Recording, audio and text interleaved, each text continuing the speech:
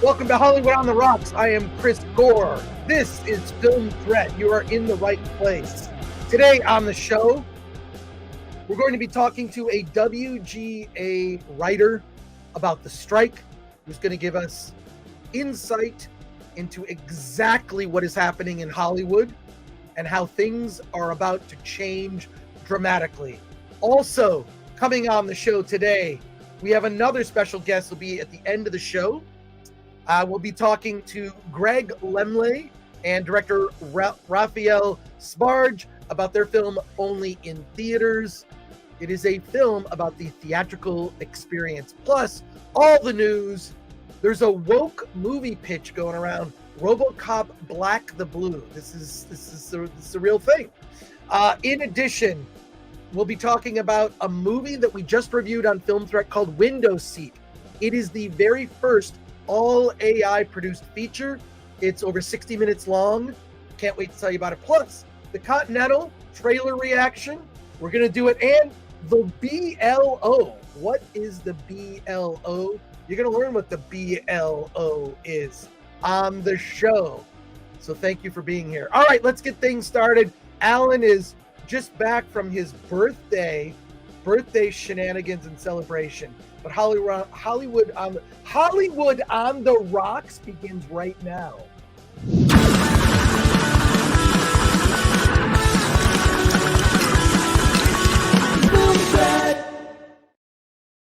Typical Alan is not here. Want to play a game called Film Threat? Okay, that was weird. Alan, apparently, it's all birthday for Alan at this point. 祝你生日快乐，祝你身体健康，祝你万事如意，祝你发财新年好。Alan!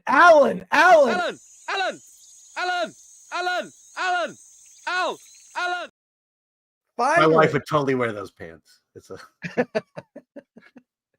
Hey, good to see you, man. Good to see you too. Yeah, how was your birthday? It was very low key.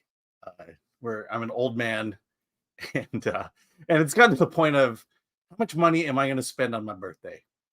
Right. I don't know. I just prefer I don't need any things. I am surrounded by things in this room where I do the YouTube, but I'm surrounded by books and comics and this. Buy me a drink. That's all you got to do. Buy me a drink. When it's my birthday, buy me a drink. You could buy me dinner. There you go. We'll have the memory of that experience. Yeah, let's just do something fun. I took my daughter to see Into the Woods at the local repertory theater, and I had a good time. Awesome. All right. Well, see, here's the thing. As I get older, actually, here's what I think. I prefer experiences to stuff. Yeah. Stuff you can't take it with you. The experiences you have with family and friends, that you can't take that away. You can't take it away. All right. My last action figure I bought was the Reva one. That's kind of how much in the things I am right now. You're all set. Let's see who's here before we get started. The show is jam-packed. I don't know if we're going to get to everything today, but let's see who's here in the chat. Solomon Thornton says, so Disney is starting to engage in AI with their projects. Love to see how that goes. Well, we're going to talk about this film, Window Seat. Mike Wade, I did the impossible on my vacation. I saw Oppenheimer 4 times and Barbie once. I would have to say Oppenheimer has to be one of the best movies of the last 25 years. Have a great show today. Hey, Mike, I saw Oppenheimer again on Monday. It's much better upon second viewing. I really enjoyed it. It still has some of the flaws, I would say, of Nolan films, but the 3 hours just blazed, and I really enjoyed it. So there you go. There you are. Solomon Thornton also says, Hollywood is going through a change. The last time this happened was in the 60s, and indie films took the world by storm. The Graduate, Easy Rider, Night of the Living Dead. This will happen again. Well, we're going to talk to our special guest. Robert Paul Champagne says, hail FT, hail Chris. You know what? Hail Alan. One Punch Man Tolkien fan, hail Film Threat. Mike MC Wong is here. Hi, y'all. Heading over to AMC to watch Dreamin Wild. Hopefully it's as good as Chris says it is. Watching a free screening of Last Voyage of the Demeter after that. Hopefully I can get in. Mike, I'll be there. I have an extra pass for you from Tyler. That's a private message for Mike that I just delivered publicly. So Mike, look for us there. We'll be at Yard House. Imperfect says, happy birthday, Alan. Please don't ever show those clips again. Which clips? Which clips? Which clips should we never see again? I don't know. All right. Wow, what a build up. Okay. Mention which clip. All right. I don't know what clip, but I'm like our writer from the WGA, my buddy Jim Agnew, is going to be here in about 10 minutes, but I think we've got time for 2 topics.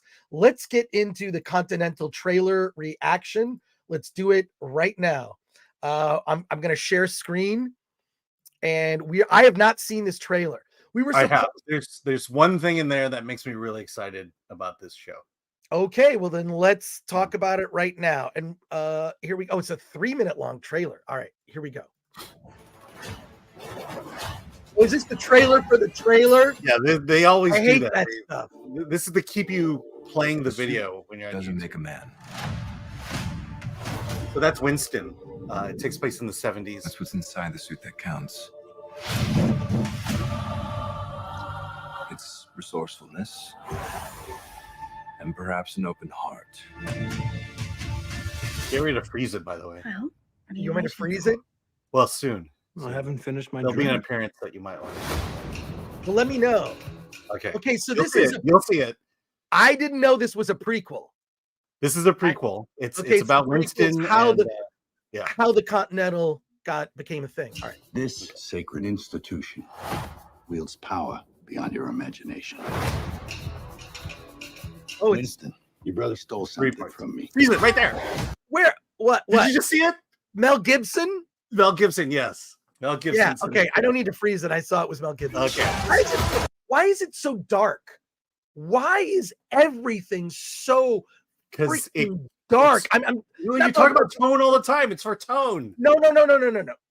I can't even see what's going on. Look at this. Now I sound like a freaking. What you took is very important All for a lot right. of very dangerous people. Find them, because if you don't, I'll bring the weight of this whole institution down on you both. Sharon, show our guests the door. So it's not a movie. It's not a series. It's a 3-part event. Yeah, Is it's it a what? mini- 3 hours? Remember miniseries from the past? That's what this is. No. It's fine. It's fine. Yes, I remember Rich Man, Poor Man, Mm-hmm. Yeah, Shogun. Roots. Yeah. mistake coming here. You're my brother, Frankie. We have to strike first. And I need all the help I can get. How are we supposed to believe a guy in an ascot can pull this off? It's like how all the For I, that. We're gonna take on the Continental. Every freak in that hotel will be after us. Well, that's lovely. We need guns. Lots of guns. okay. I like this. Yes. All these different assassins. Okay, I'm sold. I'm sold. Yeah. I Well, like. you know- I, Go ahead. wow. Okay.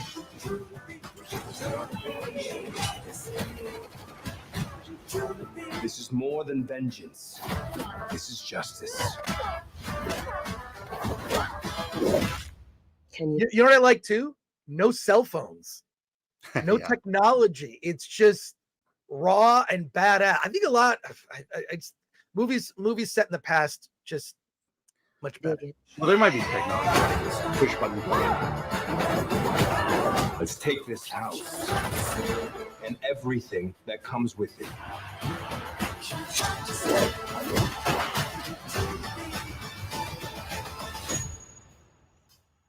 And away we go.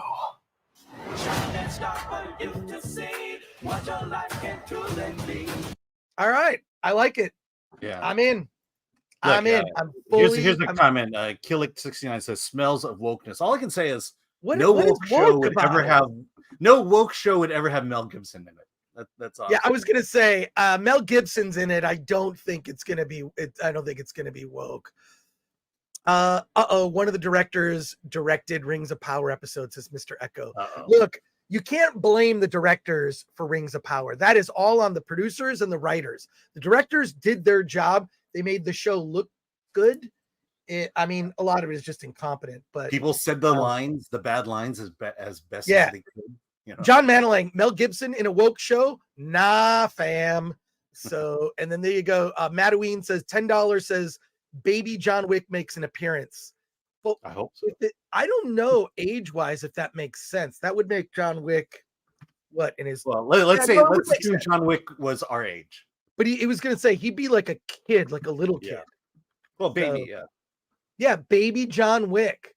Eric O'Sullivan, okay, Film Threat. What is up with the cinematic shot down the stairs? Where does that come from originally? I don't know. I honestly don't know. But It's probably Matrix. there you go. Oh, and a real quick aside too. I just want to show put me full screen for a second. I need to thank somebody named Rick Johnson who got me these. It is the despecialized editions in 4K of the original Star Wars trilogy. I am super stoked. I want to thank Rick Johnson for hooking me up with these. I'm not. They're not the special editions. You're saying What's that? they're not the special editions. Not the special editions. They're the despecialized editions. So thank you, Rick, for those. I really appreciate it. Let's see if we can get into one more topic before. Do we have time to talk about window seat? Yeah. Okay. Is this going to be let's talk about window seat, and this is a very special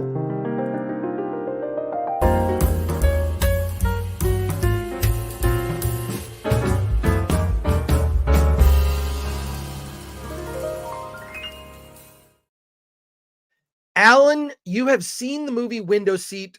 It is the first all AI feature ever made. You reviewed it on Film Threat. So I'm going to bring up the review, but can you tell us about this movie Window Seat? I am intrigued that this entire movie was made with AI.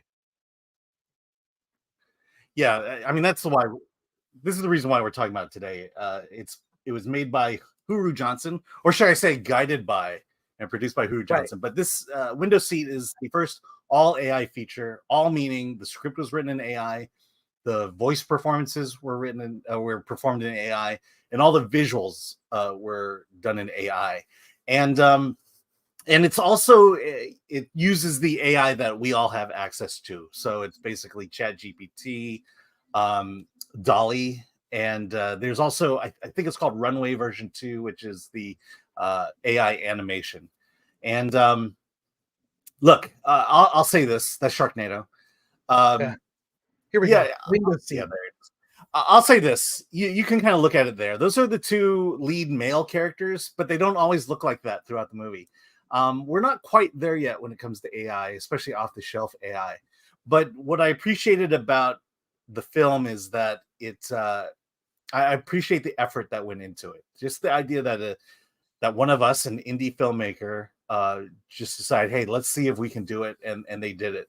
I think in terms of its quality, there's a story there. It's about a guy who's on an airplane with his wife, Millie, Tom and Millie. While in the flight, a scandal breaks out at his company. So some secret chats about the women's roles at the company got leaked, and now he's in big trouble. And at the same time, the guy on the right there, or the guy on the left, sorry, is Tom's bully from childhood. And so the bully is trying to kind of intimidate Tom as well as make out with his wife, Millie. And then there's just some weird elements where the pilot pretends to almost crash the plane. And it just gets weird from there. But, I bring this up to say, someone did it. Someone was the first. Here it is. Is it bad? Is it just bad? Yeah, like it's bad. But is it bad? And I don't mind saying it's bad because the guy who produced it didn't write it. It's ChatGPT who wrote it. So ChatGPT wrote it. It's animated because obviously the people look fake. yeah, in and it's inconsistent too, because I don't know. I dabbled a little bit with the animation AI, and it's not like you can get the same image over and over again. There a lot of work went into creating a single face, but throughout the film, the face kind of changes and morphs. Well, you gave it a 5 out of. You gave it a 5 out of 10. You gave it a 5 out of 10. And I gave it a higher score than normal just because I appreciated the effort that went into it. And only that. There's a part where the pilot almost basically as a joke decides to pretend to crash the plane, and everyone on the plane screams, and it's very like cartoon. All the nuns who are screaming morph into a kind of cartoon versions of the nuns. But I think the biggest thing is the emotional performance here is just not there. The script itself, and I think if you've ever used ChatGPT, you realize there's not a lot of soul in the words that it spews. There's not a lot of soul in dialogue, and certainly with the animation, we've all played video games and watched cutscenes, and there's not a lot of soul behind the eyes of the people in it. AI just doesn't know how to emote yet, so you're not getting an emotional performance. You'll get like someone yelling, someone feeling happy, someone feeling sad or angry, but that's all programmed. So this idea of using AI, effort's there. I think if you want it, if you're a filmmaker who has zero money, this is always a route to go when it comes to making a movie. It's just, the quality will always be as good as the technology at this point. Right. Well, look, you gave it a 5 out of 10. You said you were being generous. I think it's interesting as an experiment. I would want to see it. But I realize also we have way too many ads on the Film Threat website. I got to apologize to people for that. Look, we got to pay the bills some way. But yeah, so go to filmthreat.com and read Alan's review of Windows Seat. And I personally want to see it just out of curiosity. So there you go. Well, you have access to it from our screener database. So. I will do that. All right. Joining us on the show, a very special guest and a friend of mine, I want to say for like 20 years now, at least 20 years. My buddy Jim Agnew is a member of the Writers Guild of America. He is also an independent film producer and director. He has done, I can either look him up on IMDb or I can just bring him on the show. So welcome to the show, Jim Agnew. Thanks for being here, Jim. Awesome to see you. Of course. Hey, man. Hey, Chris, I think it's been at least 20 years because I seem to recall us being at Sundance watching the Carolina Panthers in the Super Bowl. So that's been a long time. No, dude, you were a writer when we would go to Sundance and we would get like a condo that slept 8 people. And of course, 12 people stayed there. Sometimes we'd be lucky enough to get a place with a jacuzzi, but you got people sleeping on couches or, rollaways or, we made do. You know what? It was fun. All I remember is Eric Campos drinking beer at like 8 a.m. writing reviews. And then drinking beer at 8 p.m. and then 2 a.m. Yeah. Right. It just sort of was like a nonstop, like back in those days, man, that was super fun. But I'm just so proud of you just being your friend that you just said, F it. You're at Sundance. You're like, I can do this shit. I can write movies. So tell us a little bit about your background and how you got into the Writers Guild. Then let's talk about the strike. I worked in the 90s for Streamline Pictures, which brought a lot of we brought all the anime over. So that was like my first real job. We brought Akira over, all that stuff. And then I kind of learned how to produce indie films. I produced a couple indie films and I was kind of like, I think I can maybe write scripts as well as this. So I just took a shot at it. I had a friend who was an out of work actor. We wrote a script, and the first script we ever wrote, John Carpenter, got attached to direct, and it never got made, but it led to the next thing and the next thing. And then before you know it, I got in the Writers Guild and was doing this for a living. But it's a hustle. It's a lot of work. You know, people think it's easy. It's harder to stay employed as it is to get inside the Writers Guild, to get in. Well, tell us, you glossed over part. So then I got in the Writers Guild. I mean, not to, exactly get in the weeds, but like, how do you get in the Writers Guild? What is that process? Well, one of the main ways, there's two different ways. If you're in TV, you have to have a certain point. There's a point system. I got in through the feature side. If you have a feature that gets bought from you and is made, and it's like a substantial real feature, and they pay you, you qualify. That doesn't mean that's a WGA movie, but the next one you can join at that point. So the barrier entry is pretty much either you have to work your way up TV or you get a feature made. So that was kind of how I got in, because I was eligible for a couple of years before I actually joined, because when I was eligible was right when the last strike happened. So I was like, I'll just wait and see, and then got in there. So basically it's like you write a film that gets made at a certain level or with a certain studio that requires you to be in the guild. Is that right? Yeah, exactly. And if you do let's say you sell a script or, to anybody like a studio or TV network or streamer, they're part of the system. So you have to join the WGA anyway. So then did you notice any change or any benefit once you joined in terms of what you did and how your career played out? A few jobs. Really? Okay. I lost a few jobs because people don't want to pay mostly residuals. It wasn't pension and health back then. It's changed a little bit, but like with independent films, producers don't want to pay 1.8% of their gross to the writers. They'd be like, your Writers Guild? Oh, forget it. I'm going to get somebody else to write this horror movie, And then sometimes they don't pay residuals, even if you are in the Writers Guild, and you end up fighting for that. But it's mostly I've worked in independent film, but I've also sold a couple TV projects. It benefits you more in the big studio system, because there's checks and balances. The independent film world is more the wild, wild west. So yeah, anything can happen. Even if you're in the Writers Guild or SAG, anything can happen.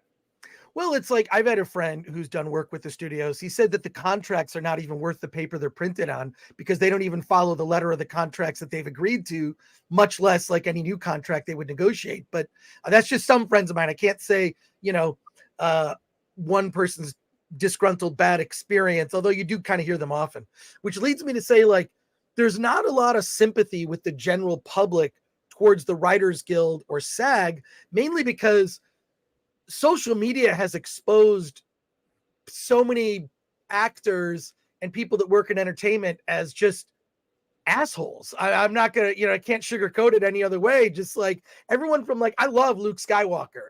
Luke Skywalker, one of my favorite fictional characters, inspired me as a kid. Mark Hamill just comes off as a prick. And I feel sad saying that because I've met him. But my God, his persona on social media he really is kind of an asshole. And that's not even rare. It's more common, or especially when you see things like the writers who did She-Hulk, right? Like going after the fans that genuinely want to like the show. So not a lot of sympathy for people in the entertainment business for this strike. I don't feel it at all. Like everyone is struggling now. Like just, working people, economy's not great. Everyone's struggling, but like, I don't know if you have any thoughts on that, because I've never seen you say anything like that on social media ever. No, I kind of stay off social media in regards to my views of things, because that's just a can of worms I don't want to deal with. But listen, I think right now we're in very strange times. I think SAG actually has some very legitimate issues, and there's a few things they're asking for that just seems normal. The Writers Guild is, asking for some things that, are very practical.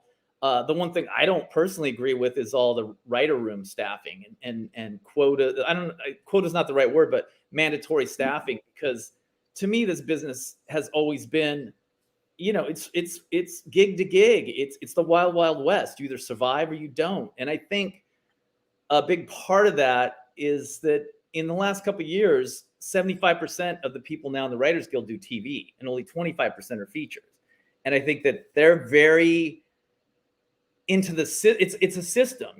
Feature writers are more like it's like going out and starting your own business. You have to write a spec. You have to find a producer. You have to find an actor who wants to do it. It's like, if you want to think of it, it's almost like you're going to start a little business to try to make the movie, where TV is a more institutionalized setup. You know, you're waiting. I mean, most people in TV, there's people who sell shows and create shows and showrunners, but everybody below them is kind of waiting to be hired. So it's become more and more of like, I don't know, almost like an institutional system of like, where people want to be protected. I'm not saying anybody's right or wrong, but they want to have jobs. They want to be sure they have jobs. They want to have a future, but I don't know if this is the best industry to be in if you want to like have stability. That it's you know, there's years I've made a ton of money, years I've made nothing, but I have to prepare for that all the time. And constantly the business is shifting, it's changing. It always does. So we're in very strange times, because part of the reason too I don't agree with all this you know, writer's room staffing requirements is, first of all, I don't do TV much. I'm a feature person, but also that AI is the big, you know, elephant in the room. That's what we should be focused on, because I already know screenwriters who are higher level pros than me that are using it like crazy, and they won't talk about it, but they're using it to rewrite scenes. Like I know one screenwriter who will go in and say he knows how to talk to Chat GPT and tell, here's my scene, give me 4 versions of the scene. And then he'll rewrite it. But, you know, people are already figuring it out. The genie's out of the bottle. I don't know. You know, that's, I think, the issue we need to focus on right now, or there'll be no jobs for anyone. Wow. Okay. So that's an interesting thing. Now, you told me some stories privately. I don't know if you can talk about everything, but I want to hear, there's 2 things. And also, by the way, you asked me to be on the show. You hit me up. You just got back. You asked me, like, can I be on the show? Because I know there's some things you want to get off your chest. But before we get into that, can you talk about pitching Marvel, a show? Yeah, well, my writing partner, who I've worked with for a very long time, Sean Keller, we pitched Marvel a couple times over the years. We did pitch a show many years ago this is before they had TV, and I think they'd only made, this is probably like 2011. We did pitch them a Kingpin origin story that used all the B and C level characters, and it was like Kingpin was like a young kid making his way through the system, and then we had all the other gangs of New York and things like that, which was cool. It never went anywhere, but we were maybe a little ahead of our time. And then we pitched something else to Marvel once. It just shows you how big Marvel got. That the second time we went in, a couple of years later, we had to sign an NDA just to get into the lobby, which I've never had happen before. And they talked to us about some TV show, but couldn't tell us what show. So Marvel's the most secretive thing ever. They're just like, here, we want to talk to you about a show, but we can't even tell you what. So do you have any ideas, you know, characters and things? And but they're really cool. I mean, listen, you know, I'm one of Marvel's biggest fans. So except for maybe the last couple TV shows. So, you know, that's always been my dream job, to get a gig with Marvel. Haven't got there. And maybe after this interview, I'll never get there. So Well, what? Do you want to be there? That's the other question. Yeah. So what are some of the things happening behind the scenes with the WGA? What are, like, there's what's, because see, I don't trust the trades. I think the trades are press releases for the industry, and it's very positive, rah industry. And I don't think the trades are ever taken to task when it comes to so many stories that are written in the trades that turn out to not be true, be utter BS, and it's mostly regurgitated press releases. And I'll go you one step further. We'll get a press release about something that we want to write about, like something that we think our audience would like. And Alan is already using AI. He'll take a press release, have AI rewrite it, and we post it as a news story. Now, the news story, you just exposed me. It's like but other organizations are doing this. They're not talking about it. For example, we just showed the Film Threat website. There's a story about Sharknado coming back to theaters. Sharknado 1 and 2 is coming back as a special event. Well, it's not that exciting, you know, of a news, but it's news our audience would like. We can't just post the press release, which, you know, look, and a lot of people in news organizations have been doing this for a long time anyways, rewrite the press release into news. But Alan's, it's something we're testing. It'll allow us to get more news, but the news are like basically announcements. You know, if we're breaking something exclusive, it's a written story. But What Yeah. are some of the things Let me just defend myself for a second. 70% of the time, I can't use what they give me. So right? Well, that's I true. want to use it. Yeah, AI is not there yet. No, it's not. I'm just saying that these are some of the things that will impact journalism. I'm saying there's what's being reported in the trades. Tell us what's not being reported in the trades. What do you know from the inside? Because you've been at those meetings. Well, I think the one thing, and like this is why I'm going to go back to the staffing requirements as the big thing that I think will never get solved and will make the strike go on and on. It's in TV. They want to have, I think it's a minimum now of 6 writers. And they want to have certain weeklies that these writers work on, because as we know, there's shows like White Lotus where, Mike White writes everything, he does everything. So they're trying to create staffing requirements, and listen, God bless them if they can get it done. I just think that that's always been like a line in the sand. Even before the strike happened, several people I know who worked at studios said this will never happen. And the reason they said it's never going to happen, it's almost like no-show jobs. And then once it's like no-show jobs, you can't dictate to the studio. You can dictate what people get paid. You can dictate how long they work, but you can't dictate how many people, because what's going to happen next? SAG's going to say you have to have 30 actors in every movie. Is the DGA going to say you have to have 7 assistant directors? It's like a slippery slope that can't be stopped. And that's why I'm kind of like upset about that, because I work in features. I can't go back to work because, this staffing requirements, which I think will never get across the line, and we need to focus on AI and residuals. Residuals suck. Streamers have found a way to not really pay. I have a Blumhouse project we did a couple years ago that Sony distributes internationally, and maybe 10 years ago I would have made, I don't know, like maybe 15, 20 grand in residuals. I think I've made $500, and that's Sony. Sony's not going out of their way to screw me. That's just how they pay out now. But I just think that this the Writers Guild's in, I think, for a very long haul. And I don't know if we're going to end up getting anything, really above and beyond. Maybe they'll give more on residuals. They'll raise the minimums. They'll pay more money. But this writer's room thing may just be at a stalemate for a long, long time. Where like I said, my personal issue is I think we should be focusing more on AI, because if, let's say we're on strike for 6 months, we've given 6 more months for people to think about AI. Before we went on strike, it wasn't at the front of everybody's talking points. So, well, I'm just curious. The staffing thing is interesting because, like you pointed out, Mike White, he just wrote White Lotus. He wrote the show. You don't need a writer's room per se. And it sounds like also that the writer's rooms are being dictated by people that are there to fill a quota, not necessarily there to, you know what I mean? Like there's a way they want the writer's room to look like the United Colors of Benetton. Right. This is what it seems like. So I'm curious, because this comes up a lot on the show when we talk to our audience, and we'll get to questions from our audience, from our viewers shortly. So thank you to everyone in the chat for your patience, but come up with some questions here for Jim. But like, how is this quota thing, or the, look, I think diversity is a good thing. But you also don't have to have it all. It's not the most important thing. The most important thing is the story. And we don't need everyone to be like a box of crayons. It's a stupid expectation. I think what's really going to be nuts is these rules that the Academy is trying to push when it comes to movies that are eligible for Oscars. You're going to see some great films that will not be eligible for Oscars based on a lot of these rules. But how has that impacted things, or what are you hearing and what are people saying? Well, I'm going to go back to a story just really quick. Maybe 4 or 5 years ago, I think maybe it was 2018 or 19, before the pandemic, we went and pitched a show at Netflix, and we pitched a show all around town to different studios and went to Amblin, AMC, like all these different places. And when we went to Netflix, I'd been there before, but I hadn't been there in a while. And I don't know if you guys ever been in the lobby at Netflix. It's insane. It looks like it costs like $20 million for just the lobby. It looks like a club.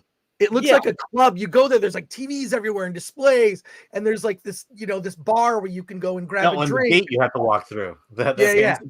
Everything. They give you like fobs to get through and stuff. So it was crazy. And while we were sitting there waiting, I said to the producer, because we had just been to like at ABC and places where that you just go pitch in a shitty bungalow that's like from 1935, right? Nobody cares what the offices look like. I even said to him, I said, I don't know if I trust a company that spends this much on a lobby. And he said to me, and this stuck with me, and this kind of ties into what you're saying. He said, look, you can't think of them as an entertainment company. They are a tech company. They are all about market share, and they are just going to go into massive debt to own that market share. They do not create entertainment. They are tech. And that, I think, is the entire problem that grew out of all this, is that they tried to get market share, spent like drunken sailors. Everybody else tried to keep up. And a lot of people got hired. And I'm not saying anything about their backgrounds or who they are or anything. Just, I think a lot of people needed to get hired who really weren't ready or qualified, to write. Look, I've made some movies that aren't so great. I've written some great scripts that can't get made, but I've been doing it for a living for 20 years. So, I have some say in this, but I just think a lot of people got in because it was like market share arms race. It didn't matter so much that you had done the work or you were qualified, because it was just, they needed tons and tons of shows. And we can see if you look through Netflix, there's so much stuff you've never heard of. And you're like, what is this? They paid for all those. A lot of people got in the Writers Guild. And I think they don't realize that it's constant hustle. A lot of these younger kids, I'm going to sound like my dad for a second. All these younger kids got in and they think one job makes a career. It doesn't. You have to continually hustle. And this business contracts and expands all the time. Even 10 years ago when DVD sales died, indie films went from 10 million to 6 million to now those same movies are being made for $2 million because the money's not there. And that's why you see so many Nick Cage movies that, and Bruce Willis movies that aren't that great. It's not that people set out to make bad movies. That's the only money they can make off them, is by making them cheap. So it's just the business is constantly evolving. And we're like, I think I told you before, I feel like we're in the French Revolution of the film business. And if people are not smart, half of them are going to end up doing other things. Well, at a certain point, you saw that Billy Porter has to sell his home. This was announced in the news. Billy Porter's like, I can't afford look, the guy's worth $5 million. He's got, he probably just isn't managing his money very well. So I don't think that has to do with the strike necessarily, but you're seeing things affected. I have a friend who works at a lighting rental place. He just got laid off.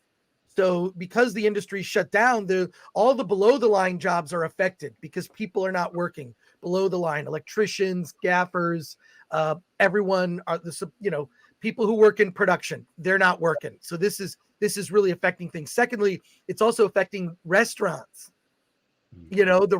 People they're not eating out. They're not taking meetings, so I think we're in for some dark times, but I also think that, like, I had a friend who, this is years ago when there was another purge in entertainment. He went back to culinary school and changed his career from TV producer to being a chef. I think you're going to see this happen a lot, but we're 100 days into this strike. What's the point? Have they won any concessions in that time? I think if anything, there've been I've seen a lot of selfies with celebrities. They're like, the week that SAG went on strike, Mark Ruffalo was out there and they were all out there taking selfies. But what has really been accomplished, and I'll say this, the sentiment is not there from the general public. The general public is, I think, tired of people who work in entertainment who have disdain for the audience. I know you don't feel that way. You really made your bones before you became a writer. You were a musician, you wrote for Film Threat. You did you lived some life before you became a writer. So that's all I'll say. But on the flip side of that, I think it's a really great time for people who are doing their own thing. If you were ever going to go make an indie film, now's the time. There's just, my own personal view is I think this strike, the WGA is going to last at least 6 months. And I think and we won't get many concessions. I think SAG will make a deal sooner than that, because they have 4 main issues. I think, AI, residuals, very practical stuff. The AI thing, I don't know how we tackle any of that. So that's kind of the like I said, the elephant in the room. But, if you were ever going to go make a small film, go do it. Now's the time, because there's going to be such a lack of films out there. Like I think you mentioned, I just produced a film back east. It has a good cast. It's Kyle Gallner, Sean Ashmore, William Forsythe. It was a small indie film that we made. And literally the day of the SAG strike, we got a waiver to finish the film because we only had like 5 days of shooting left, and we're not tied to the studio. It's truly an independent film. That next day, they printed the waiver list and deadline. I got all these unsolicited emails from distributors and buyers asking what's going on with the movie. 2 days earlier, none of these people cared about the movie yet, and they're just like, what's going on? Do you need help with distribution? Do you need help with this? So, I mean, there's going to be a very gigantic lack of content it's not here yet, but 6 months from now it will be there, because even if TV gets back up and running, it's going to take a while. Well, look at something like the company that put out Angel Studios, the company that put out Sound of Freedom. Whatever you think of that movie, I think that movie, actually, if we weren't in such a politically polarized period of time right now, that movie would be nominated for Oscars. It's everything that Hollywood, at least from an Oscar standpoint, likes to think that they like. It's a social issue that's very important. It's great performances. It's also a very diverse cast. A lot of Mexican actors in it. That movie, I saw an interview with the guys from Angel Studios, and they were saying that when they went to CinemaCon, the theater owners, so you got Hollywood coming in, sort of pushing it. Here's a lot of our woke movies and whatnot we want to put in your theaters. But theater owners in general, they're pretty like middle of the road, middle America people who don't really care. They want to put butts in seats. So they're very just like regular, politically, centrist, not really political one side or the other, more like, hey, we're in business to sell popcorn and refreshments and movie tickets. So they were saying quietly to Angel Studios, we love what you're doing. We need more. And the problem they're having is really just supply. They need more movies in theaters. I mean, the Barbenheimer thing, I think, is brilliant. The fact that it became a meme and people went to go see both movies on the same day. I mean, I go to the AMC Burbank 16, which you and I have gone to see movies with. I've never had to park on the roof. Like, for the last several weeks, I've gone to see movies there a couple times a week. I'm always on the roof because that parking lot is full. I went to Yard House. They were out of Truly. They said they ran out because they said it was so busy over the weekend. They ran out of certain beers. They were just out. Like, it's all the business. And they said it's the AMC Burbank 16. It's everyone's going to see Barbie, or they're seeing Oppenheimer, or both. That's a good thing. But that's going to wear off in a couple of weeks. And then it's going to be a dry spell until like Dune and the Marvels. So I don't know. Like, and I really think that there needs to be people in tech like to use the word decentralized. There's another word for it. It's called independent film. Independent filmmakers are all over the U.S. John Waters in Baltimore, he's working on a new movie. You've got, Austin, Texas is a hub with Richard Linklater and Robert Rodriguez. I mean, independent filmmakers are all over the country. That's what that is. So now is the time. Not only I just think there's less of an interest. Hollywood doesn't have the pull that it used to. And look at Disney. Disney is imploding. Audiences are wholesale just rejecting Disney products. I don't know. I'm sure there's a question in there somewhere. I guess just to comment on all of that, like in Angel Studios, they do these, what do they call, Alan, faith-based films? Not my cup of tea personally, but I saw a movie the other day or last week that was really good called Dreamin Wild. It's a true story of a guy. Look it up, Jim. It's in theaters. Dreamin Wild, indie film starring Casey Affleck, Zooey Deschanel, really good cast, Beau Bridges. And it's just a true story of a musician who made an album when he was a kid, when he was literally in high school. Then here it is years later, he's in his like late 40s, and suddenly like people are rediscovering this album and they reissued it. And then he went on a tour. It's great real life story. He happens to be religious, but that's not what the movie's about. Anyways, what are your thoughts on all of it? I'm sorry here. There's a question in there. I know it. There's a question in there. Some comments. Listen, at the end of the day, I think that's one thing a lot of people, there's a lot of hysteria, and I get it. People are scared or worried. There's double strike going on. crazy times in general. But at the end of the day, I think one reason I've been able to survive the film business, make a living for so long, is I always go back to it's a business. And I think a lot of people have forgotten that. It's like the one color that matters more than anything is green. If you can make money, you can work. That's the most important. You can keep creating. You can keep doing things. So it's like, and I don't understand for, an industry where we're supposed to be so open to ideas that, like, I have seen people shitting on that what's it called? Sound of Thunder? Sound of Freedom. Sound of Freedom. Sound of Freedom. I've seen people say things bad about the film that I don't think have seen it, Right. And it's like, listen, we're supposed to be like open to all these different ideas. So it's like there's plenty of room for a Barbie movie and Oppenheimer and whatever weird horror movie and whatever weird, everything should be. That's what art is. It's supposed to be, available. It doesn't have to be all things to all people, Right. And just because it's not your thing, that's what really makes me upset about, our current climate is sometimes people just crap on things because it's not their thing. That doesn't mean it's not somebody else's thing. Right. It's like what's definition of fascism? Forcible oppression of opposite views. So it's like, let them do their own thing. If they're not hurting anybody, there should be plenty of films for. And obviously, people are going to see this movie because they keep talking about it being a huge success. Right. Yeah, they should learn. Hollywood should learn from it. If anything, they should look at that and say, and the movie was originally at Fox. And then after Disney acquired it, they kind of dumped it. So very strange. We have a ton of questions for you. I hope you can stick around and answer a lot of questions. But one last thing. Do you think part of the problem is that the Writers Guild is just has too many members? Same thing with SAG. SAG has so many members. What percentage are actually working? And when the only reason I bring this up is by comparison, the Directors Guild, it's hard to get in the Directors Guild. Once you're in, you're a working director, you're DGA, right? Same thing with the ASC, American Society of Cinematographers. It's not easy to get in. That's like the ASC, I think is like 400 or 500 people, and that's it. So these small organizations, the WGA is large, SAG is the biggest, but the percentage of actual working, the industry just doesn't support it. Is that an issue?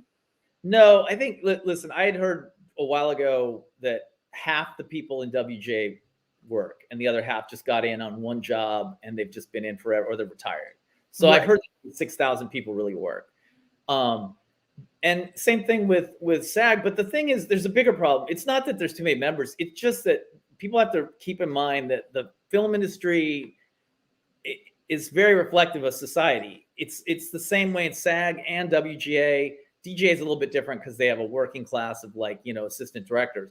But it's reflective of society. It's like 2% of the people make all the money, and then there's a big chunk of people that make a living, and then there's people that have nothing. So it's like that's the way it is. It's like 2% make way more than everybody else. They talk about, I do get frustrated when I hear about all these people, they're like, hey, the studios, Iger makes this and that. But if you add up all those overall deals that Shonda Rhimes and Ryan Murphy got, there's like 5 or 6 people that got $1.2 billion, and as that trickled down to all their writers, they're the ones that were in charge of hiring their writers and what they could pay them. So, I mean, great. Now I'm never going to work for Shonda Rhimes or what's his face. But, I don't think they're going to hire me anyway. But the thing is, it's like everybody needs to take a look at themselves. And it's sometimes some of this talk from the studios and the Writers Guild and back and forth feels like a hostage negotiation, not a actual negotiation. It's like, do this or else. We must do this or you die, or, it's going to all end. It's like, it's still TV and film. People need to make a living, but here's the thing: if they make certain changes, it's just there's only so much money. It's just gonna cut out.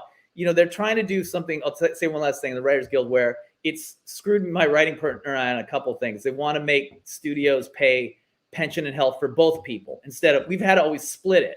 So we have to make twice as much to get our pension and health every year. We've done it, but it's a struggle. But if they force the studios to do that, which I agree with it, but what's going to happen is they're just going to be like, oh, no more writing teams. They're going to have a choice between a single person or 2 people to write something. They're going to hire the single person.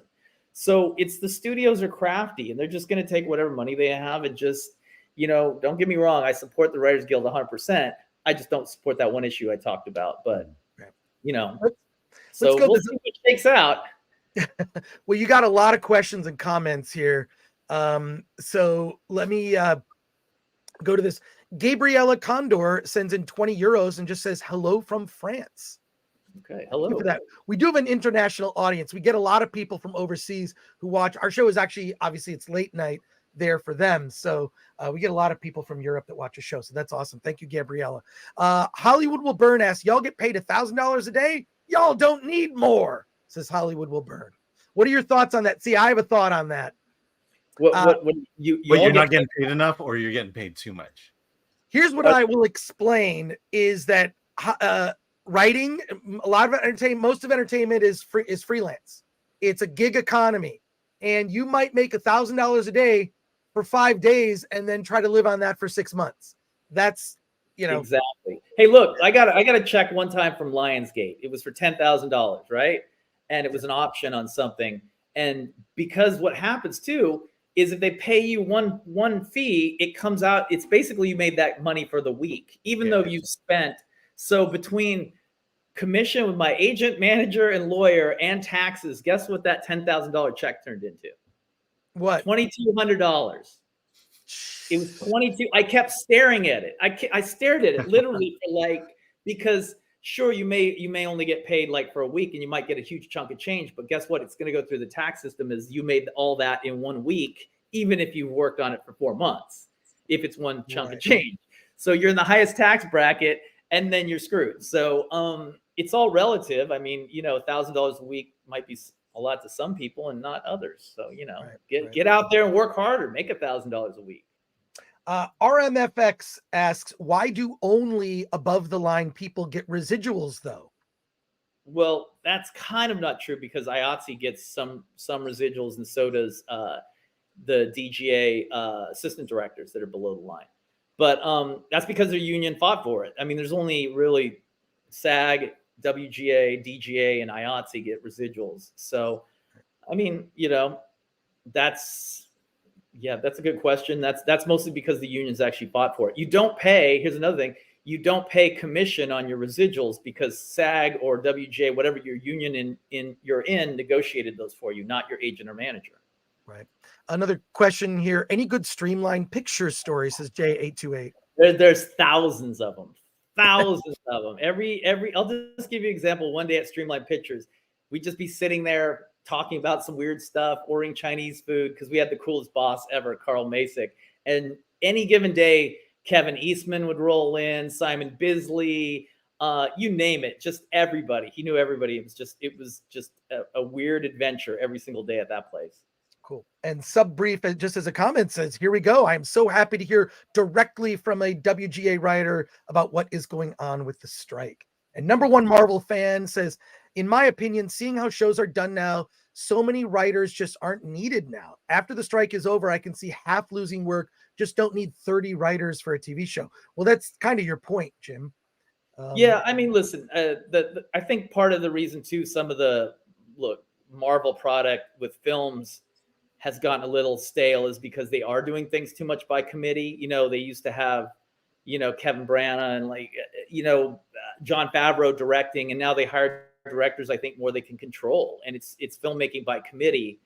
And, it's, hopefully that changes because that's why we don't have bad Scorsese movies or Tarantino movies, because you know what, those guys just sit there and go, shut the hell up whenever the exec says some bad idea, or they just don't. You need that person in the room, like a Jon Favreau, I think, or a Kevin Branagh, that's like, no, we're not going to do that. And they'll listen to them. So, yeah, there's maybe too many cooks in the kitchen. Yeah, I think Tarantino likes getting notes from 20 people. Tell them to F off. Oh, Matthew Hammond for 499 says, what happened to the unions paying healthcare costs? Well, when you get hired for a job, at least in the Writers Guild, and it's the same with SAG, is they lop that on top. Like if I get, let's say, just to make the math easy, someone pays me $100,000 to do a film, they have to pay then 22% on that $100,000 on top of it. They have to pay $22,000 to pension and healthcare. So when you work, the employers actually pay for it. Gotcha. Leo Cody asked for 5. Mr. Agnew, I am an editor, commercial, and AI has helped make more money by taking on more jobs. It speeds up my workday. It's here to stay. Just a comment. I agree. I mean, that's what I said earlier. I have a couple of friends I know who are using AI, who are very successful screenwriters and TV writers, and they're using it. They say, look, it's a productivity tool. Mm-hmm. They're not saying, hey, give me a storyline, but they're taking their scripts and having them rewritten and reworked by AI just to be able to work on more things. Yeah. I mean, I don't have time to rewrite press releases all the time. Yeah. But when it comes to review, I ran a review through ChatGPT, and I just took the personality completely out of my review. Just a comment from Lord Thoth. Love this conversation. The Nerd Far Away says Jim's nailing it too. Okay. And there you go. And then question for Jim. Obviously, some people were looking you up on IMDb. From Wes Ray, what was it like to work with horror movie legend Dario Argento? It was amazing. He's one of the coolest dudes ever. So and I got to work with him in Italy. So we spent every day for 3 months together, day and night. We were all in Torino. I even went to church with him one morning on a Sunday morning. So he's the best dude ever. His English isn't that great, but you learn how to speak. We called it Dario. You could learn how to speak Dario. But he's one of the best. Him and John Carpenter are the 2 best people I've met in the film business. Maybe 2 best people I've almost met my whole life. Awesome dudes. Yeah. Wow. Matthew Hammond goes on to ask for $4.99. Are producers ruining movies and TV scripts, or is it a skill issue with writers that made the poor showing we are seeing now? A lot of people are just not sympathetic for writers just because the quality of the shows is not great. And in particular, Marvel and Star Wars and some of these other shows kind of like shrugging our shoulders saying this should be a home run. It's Star Wars. It's Marvel. Yeah, I don't know. That's an interesting question. It could be a little bit of both. But, listen, here's the thing. There's always this like misconception that all the execs and producers are dumb, or they just interfere. There's a lot of really, really smart execs and producers in the film business that work at studios that make things better.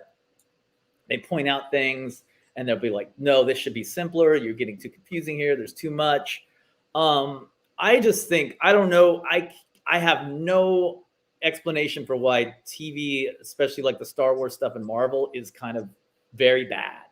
It's so many things going wrong that I don't know.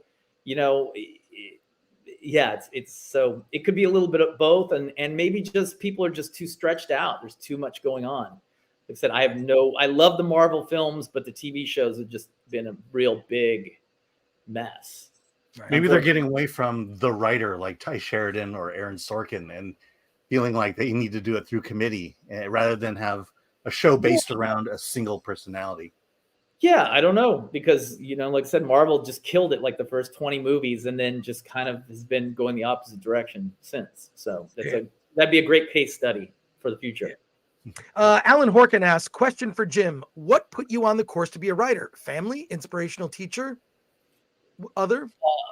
No, I had no inspirational teachers. They actually, I actually flunked a screenwriting course I took at a community college.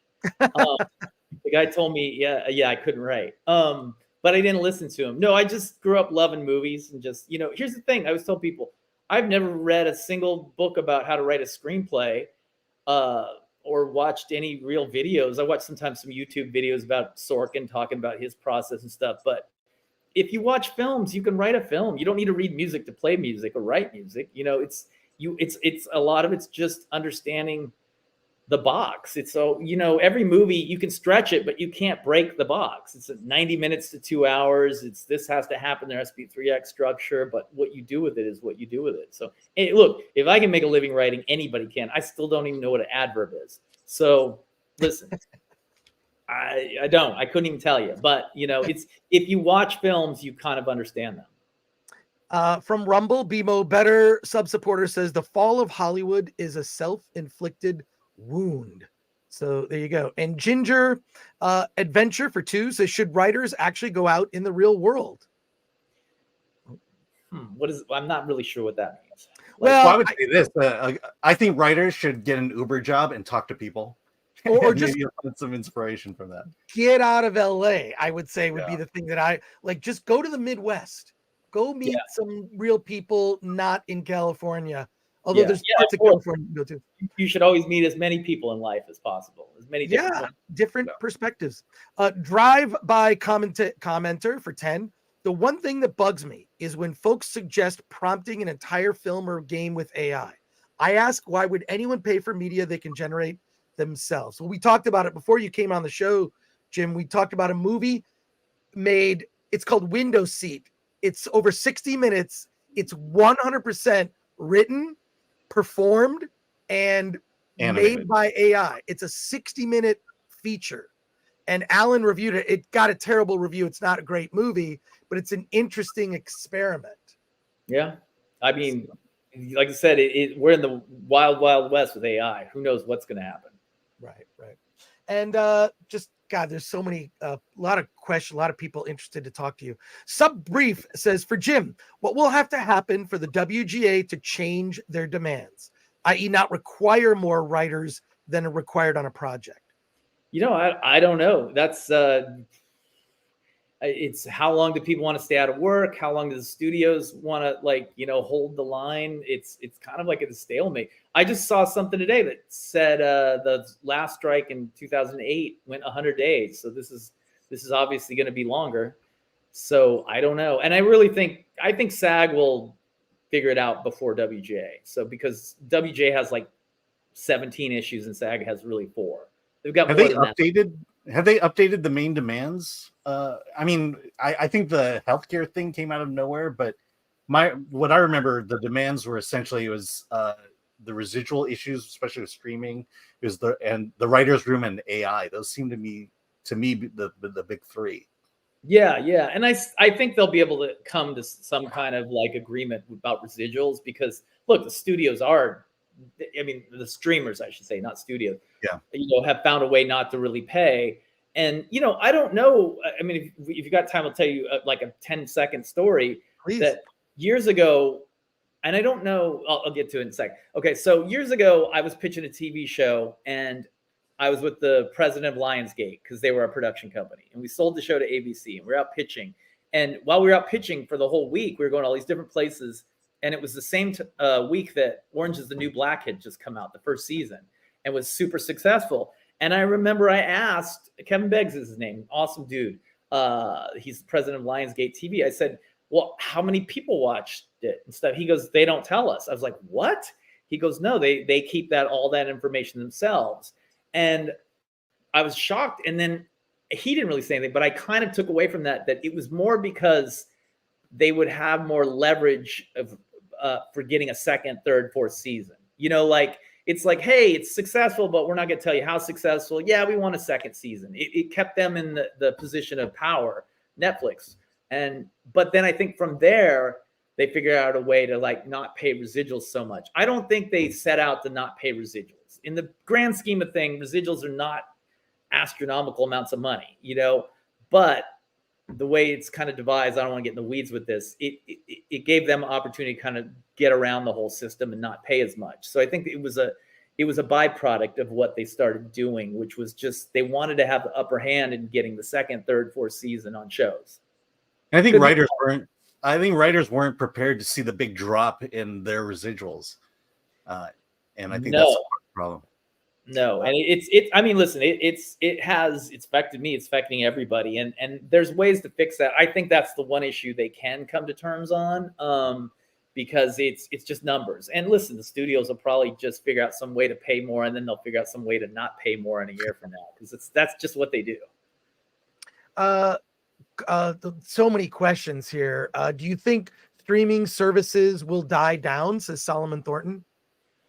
I think actually the scary thing is they may consolidate even more, and they'll end up being like 3. You know, like Amazon. Apple. If Apple buys Disney, I mean that's a big problem too. Is that there's so many it's like a monopoly. There's like 5 or 6 places. Even when I'm talking about the show we went out that I just mentioned, we went pitched to like 19 different places. Now if we did that, we'd be pitching it to like 4 or 5. Just Amazon, Apple, Netflix. Disney, and that's it. Yeah, Amazon and Apple are not entertainment companies. That's the other problem. Yeah. Yeah, The exactly. introspect, Jim, ever do any writing for comics? No, but I kind of want to. So if anybody from Marvel's out there, hire me. That's actually what I want to do when I was a kid, was like write for Marvel, and then got into this. So. The Nerd Far Away asks, do you think it's good to write as a side gig and have a regular job for stable income? Well, I mean, you got to do that till you figure out how to like make a living at it, you know? Even I've had to go back to, like, I produced a couple indie films before I was a writer, and I've kind of moved back into doing both, producing and write. Like I said, I just produced a film that I didn't write, I just produced it. But you've got to always have other things. I mean, you know, Chris, you know, a lot of people, and Alan, you too, in LA, like most actors. Yeah, I know lots of working actors that have, you know, other jobs. They teach Pilates, or they, you know, and they're, you know, they make a decent living, but they don't want to just rely, or they teach acting classes. You always have to have something else too, until you hit that really high level. Right. More, God, so many questions. People are crazy. The Nerd Far Away goes on to ask, which would you prefer, lump sum or residuals? That's a really good question, because I got offered that on a movie just a little while ago. And you never know. So nowadays, maybe I'd take a lump sum, just get out, because they can find all kinds of ways not to pay. It depends on who's producing the film. Well, residuals were also a thing that, like, for example, back in the day when they made the original Star Trek series, the original Batman TV show, those shows played forever in syndication, right? And that had to be renegotiated so that they got, I mean, your hope is that the thing you make, you're just gambling, going to Vegas. Well, I'll take residuals because maybe this will be huge and people will still be watching the show 10 years into the future. So is that kind of, because the residual payments, one of the writers, I think from She-Hulk, showed a residual check and it was for $300. I don't even know how you even calculate that.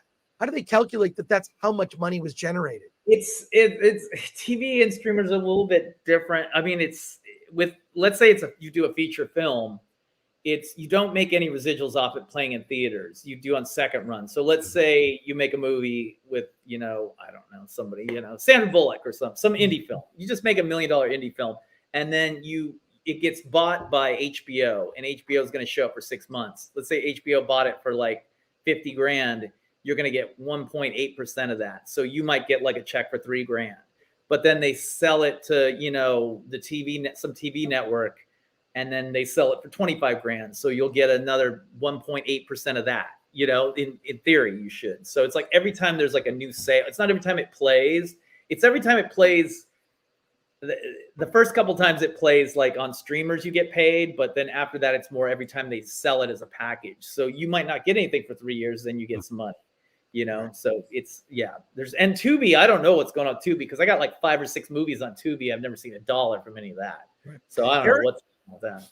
Eric O'Sullivan for 10. I wonder how divisive, hostile, and caustic comments made by some creatives and talent are not violating non-disparaging clauses in their contracts. I feel turned off to TV shows and movies. Am I alone?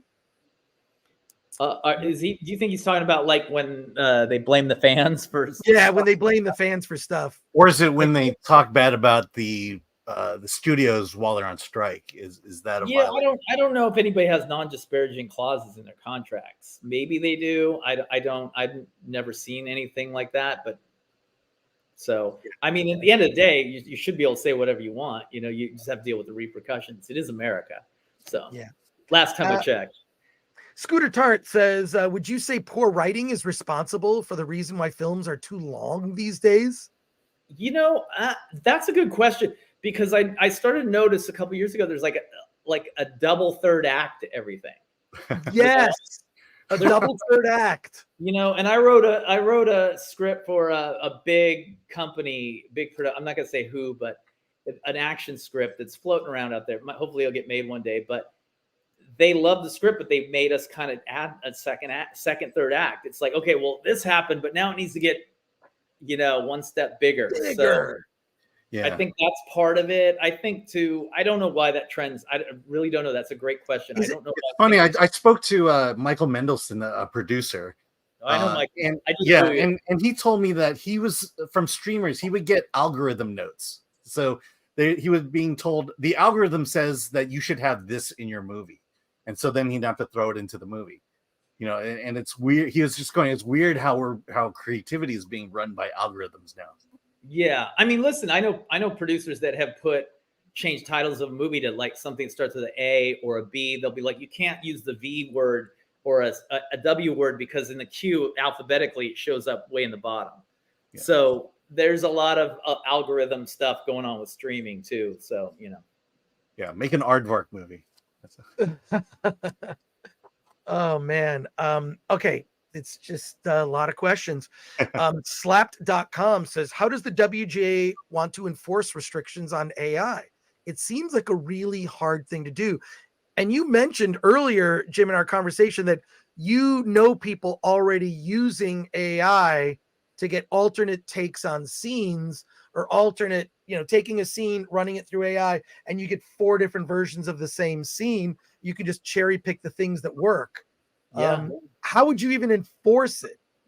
No idea. That's the thing. That's how do you enforce it? Even John August, who's a very successful writer, it came out and he's on, I think, the negotiating committee for WGA. He's invested in an AI tool company to help write scripts.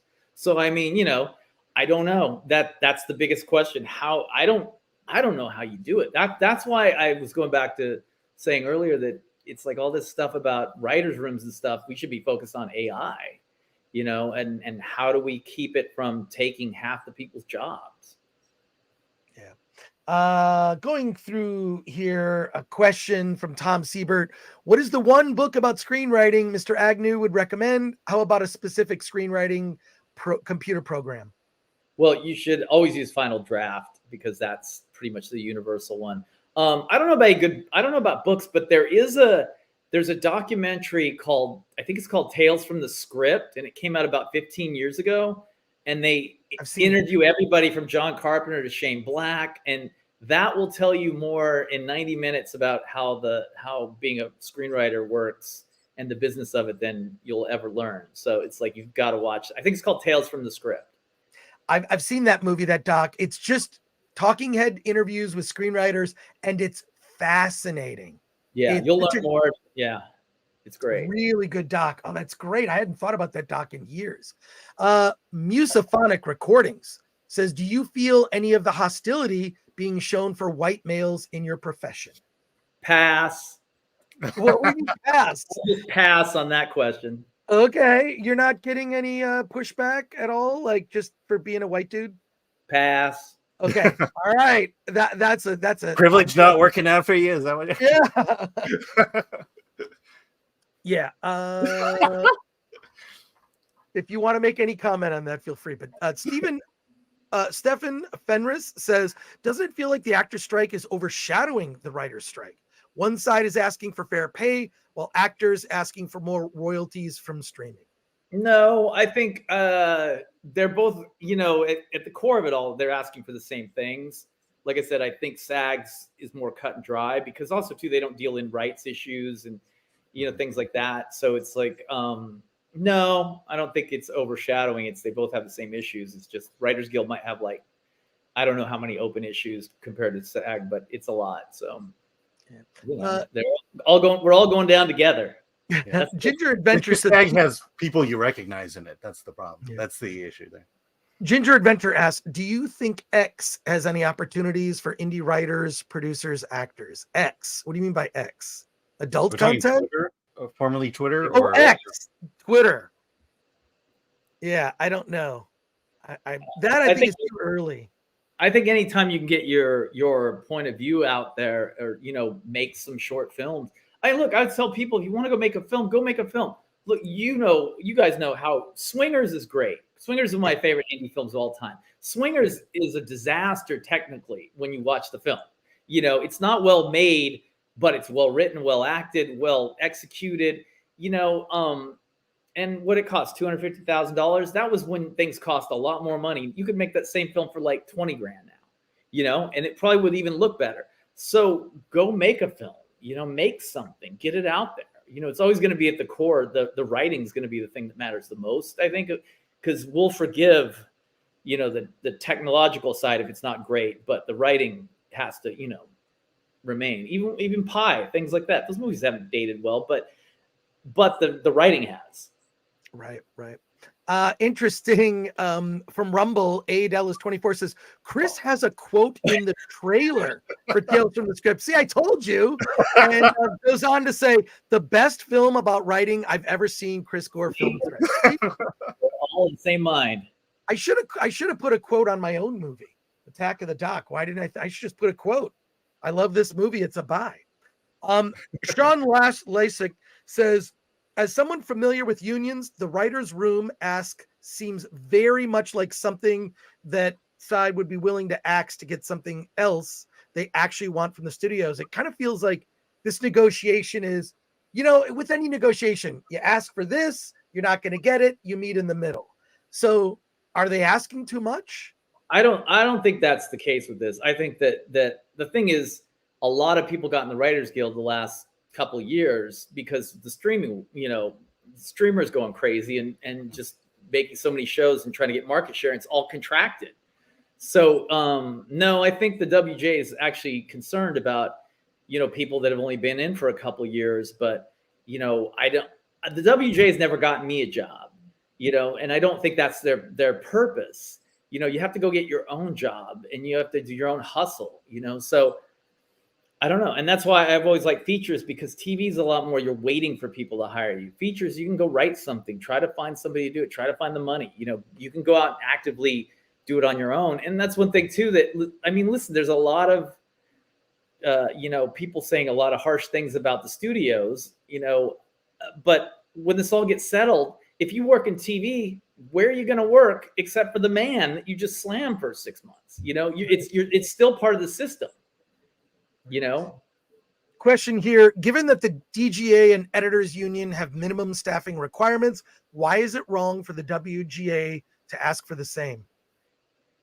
That's because the DGA staffing requirements. I don't know about editors union. It's usually, I think, just an editor and assistant. But DGA requires you to have it has to be DGA director, first AD, second AD, second, and a UPM. But those are all jobs on a movie. You'd have to fill those jobs anyway.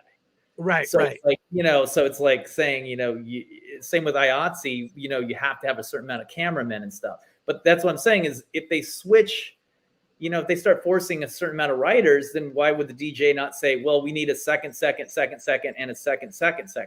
Let's add 3 more people to the staffing requirements. So I think that's why the line's in the sand. Yeah, would Aaron Sorkin demand a minimum staff size for his writer's room? So assuming he has one. Thank you for your question, Jasmine Darnell Brown. We appreciate it. Very good question. TT asks, would you encourage kids today to be a creative in the future? So for 20 years in the future, would you encourage kids to get a job in the entertainment industry? Yeah, why not? Yeah. Here's the thing. I read this article by David Brooks the other day that's about the New York Times. And it basically talked about how, 50% of the people who work at the New York Times come from the top 29 schools in the country.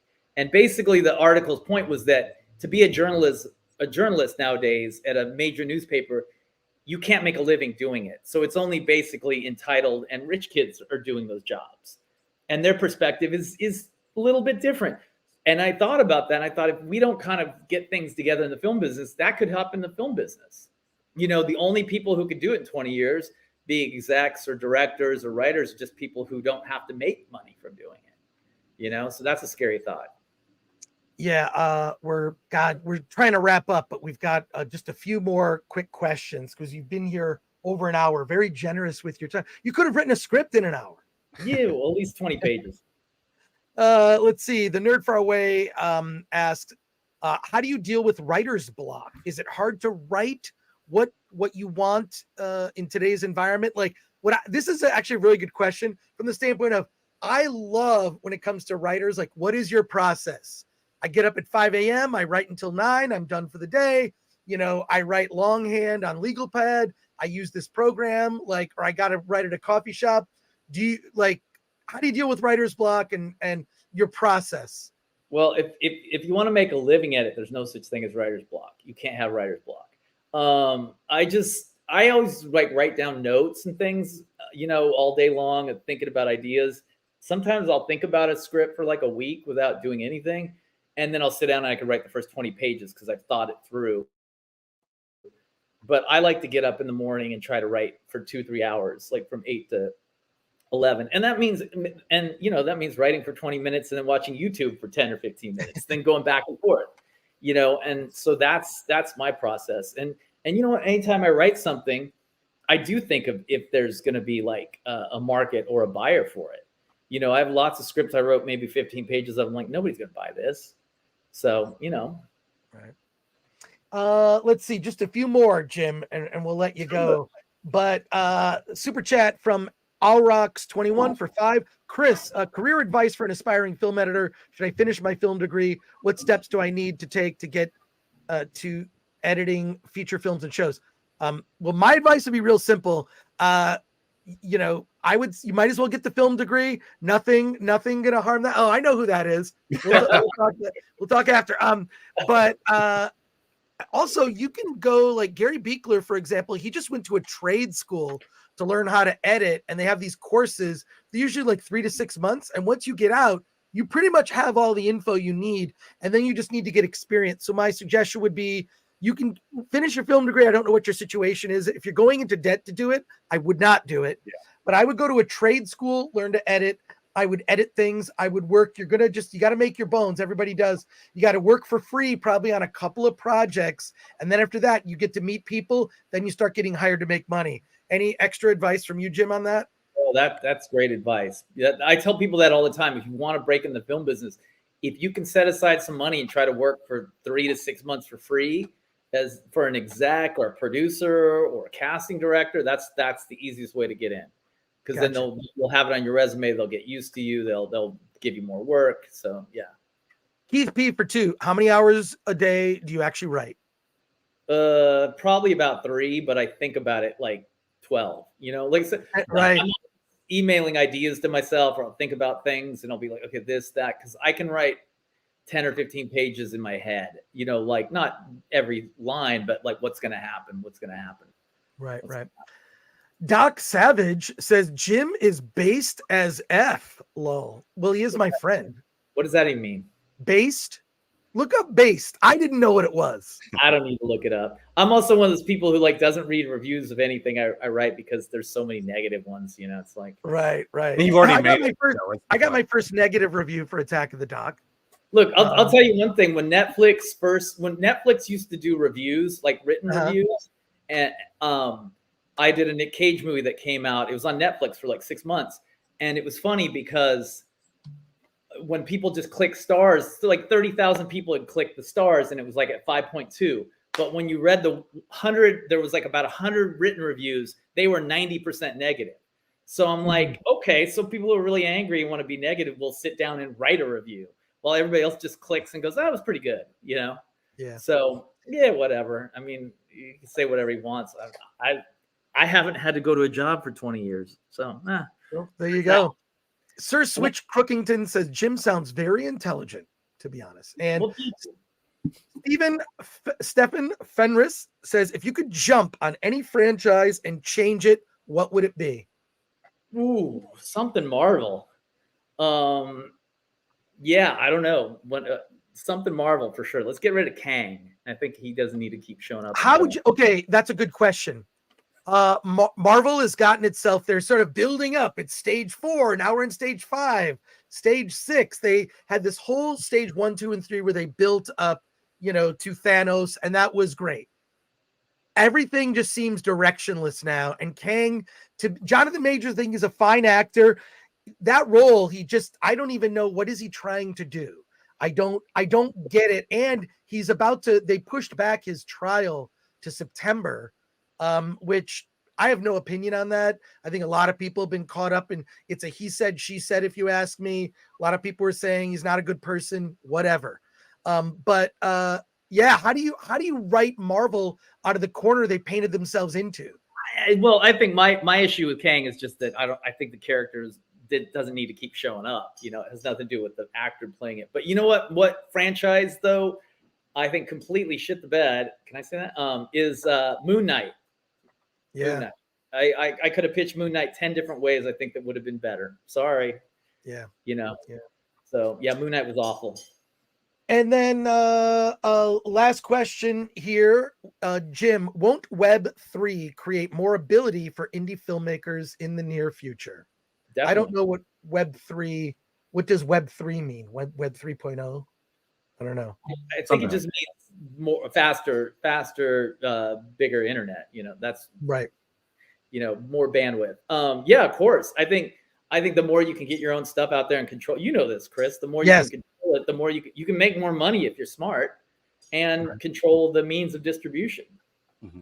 Well, like the more technical innovation that you have, the more it definitely affects the industry. I mean, the more it just gives you more tools, more and cheaper tools. I mean, just you've been around indie film like I have, Jim. You've seen from the early 90s Sundance to now Sundance. It's very different, but you see the possibility of bigger and bigger things. I would like to see an indie filmmaker harness AI to make a Star Wars level production. That would be huge because I think that's what's possible. I've become obsessed going down this rabbit hole of playlists. I created a playlist of all these AI trailers. They're not really movie trailers, but Wes Anderson's Dune. It looks really weird, but I love it. Like, it's interesting, but I feel like AI is only a copy of a copy of a copy.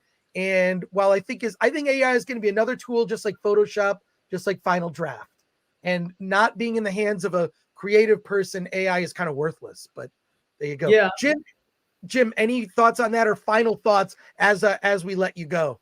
Well, yeah, I think you're right. AI is only going to be, unless it completely takes over and we're going full Skynet and we're all dead in 10 years, it's going to be a tool for people who are creative anyway. Because look, I know DPs who can take a iPhone and make it look amazing because they know how to do lighting. But if you give somebody who doesn't know what they're doing $100,000 digital camera, it'll look like shit. So so you've always got to understand the tools you're using to get to where you want to go.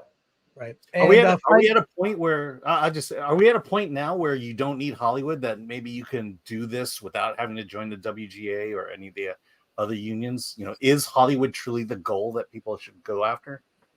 I mean, I think the goal is if you can make money and be successful, everybody comes to you.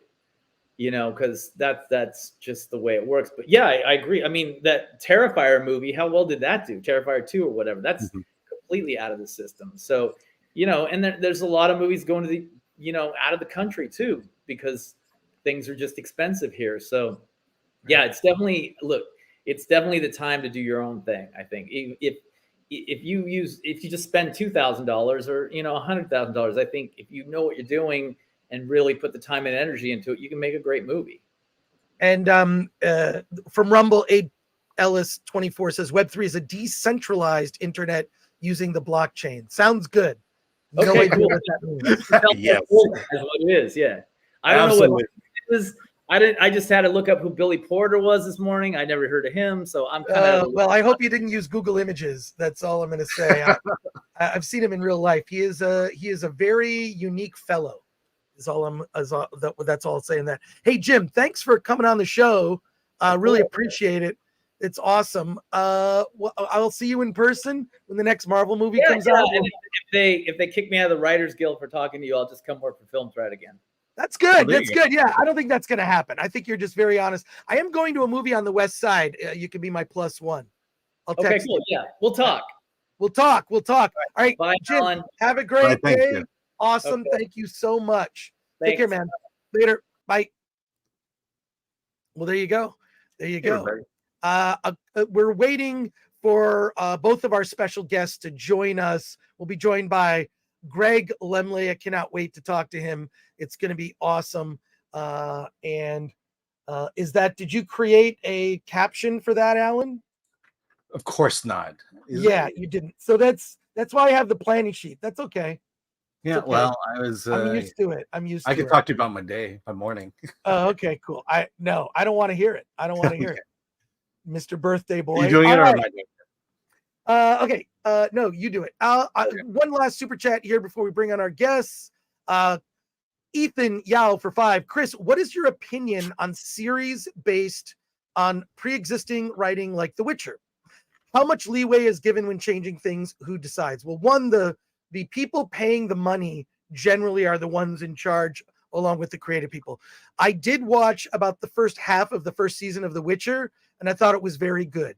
And then I started seeing videos of people talking about, and I played the game too. It just sounds like people were very dissatisfied. It wasn't a franchise I was particularly invested in, so I stopped watching it.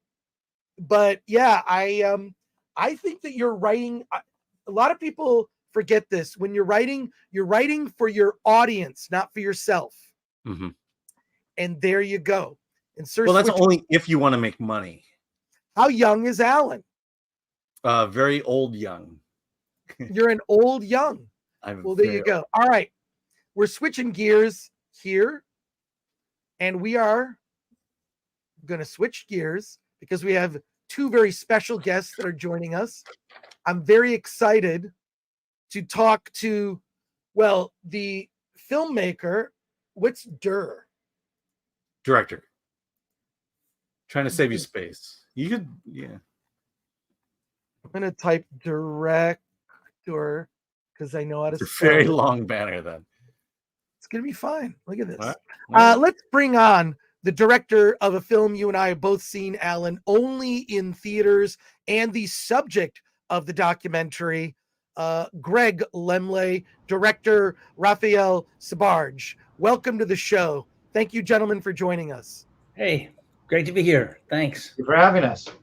And Greg, thank you for years. I have so many great memories of going to your theaters, the popcorn, the snacks, the whole movie experience. You care about the theatrical experience. I care deeply about it. When and this documentary is brilliant. It talks about your struggle and keep it not only the history of the chain, but of Laemmle Theaters, but also how much you care about the theatrical experience and how getting through COVID being a thing. I was there day one. I was there when the theaters closed. I was there the last day. I saw The Invisible Man. Yep. And then when they did drive-ins, I went to the drive-in every week. Never missed it. So I am a theatrical experience guy. Love it. Okay, I'm done gushing because I love the whole theme of this film is how important theaters are. Raphael, how did you pull this together? How did you meet Greg and convince him, hey, we're going to do this? And then you were thrown a curveball because COVID happened in the middle of making this movie. Right. Greg and I met because I'd made another film about another sort of Los Angeles icon, which is the LA River. And he and I met kind of in the process of working on that quite by accident, which led to then another opportunity to kind of really connect with him around, trying to screen some of my movies. I called the Laemmle Theaters and like a lot of filmmakers, got Greg Laemmle on the phone, and which is an astounding sort of thing to kind of get the guy above the title. When you call AMC, you don't get Mr. AMC on the phone, that's for sure. And so I was very taken by Greg, and then I discovered his family story, this incredible kind of legacy story that goes all the way back to the origins of Hollywood. Really is there's been a Laemmle in the movie business since there's been a movie business, and that is really kind of was my way in. You love going to the movies. You know how important Laemmle Theaters is in Los Angeles. For people outside of Los Angeles, there are, as we've discovered, because we've played all around the country at different theaters, theaters like the Laemmle Theaters, not specifically the Laemmles and their story, but there are neighborhood theaters in cities around the country. And so they're special cultural, gems. And I thought there was an opportunity to tell a story about a family, in this case, a family business. And it just so happens that this family is theater royalty in this case, and then also runs a movie theater. And so that's kind of the journey we took. And then, excitement ensued. Well, I'm happy to say I saw the film. Unfortunately, I didn't see it in a theater. I saw it as a screener, but the idea of this being in a theater is amazing. Greg, what's it like to see this story now play out? See your story. Well, the story's still going on, I guess. Right. Yeah, I was going to ask you later about that, but yeah, like just now that the film is out there, I am fearful that we may be, I mean, there's rumblings that AMC may be filing for bankruptcy. I mean, it seems like they're doing well. It's the theatrical experience is really important. It's really important. And there's a filmmaker friend of mine. Her name is April Wright. You probably know, she's a documentary filmmaker. And she has a series of films about lost attractions, like roller rinks and movie palaces, bowling alleys. I mean, drive-ins. There were, at their height, where there were like 6,000 drive-ins across America. Now there's around 300. So don't think that it can't go away. So this is just very meaningful. I just want to ask you what it's like to see your story on a screen. You're very much a behind the scenes person, but you're also very deeply involved in, I mean, you're going to book a movie to play at your theater. You may, someone will be talking to you. It was odd. I mean, I didn't see the film until it was finished and premiered at the Santa Barbara Film Festival, and it was definitely a crazy experience seeing myself, not always pleasant. But over time and overseeing it with different audiences, I've come to appreciate, what a wonderful job Raphael did. In not just getting me, but getting everybody to speak from the heart and sort of, drop whatever pretenses we tend to put on. It's it's an honest film, and there aren't necessarily a lot of those.